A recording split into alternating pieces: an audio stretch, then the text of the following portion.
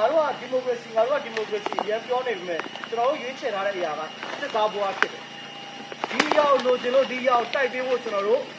ဒီစစ်သားဘွားကိုရွေးချယ်တဲ့အခါမှာကျွန်တော်စစ်ပင်ကြဖို့လိုတယ်ကျွန်တော်တို့ကစကားစလိုမျိုးမဟုတ်ဘူးဒါပေမဲ့ကျွန်တော်တို့ကစစ်သားဘွားဖြစ်တယ်ဒါကိုကျွန်တော်တို့ရဲ့အသိစိတ်ထဲမှာထည့်ထားဖို့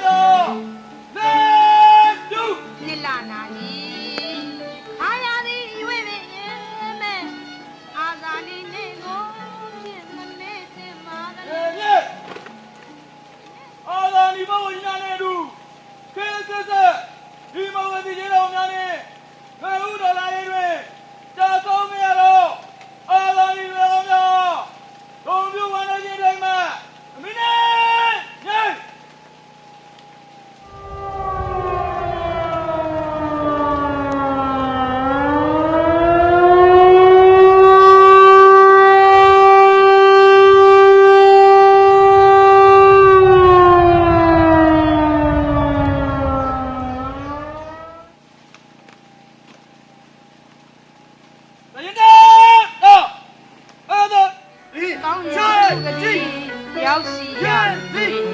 ရေကအလူစာပွေးရေကအလေးပြူပါတယ်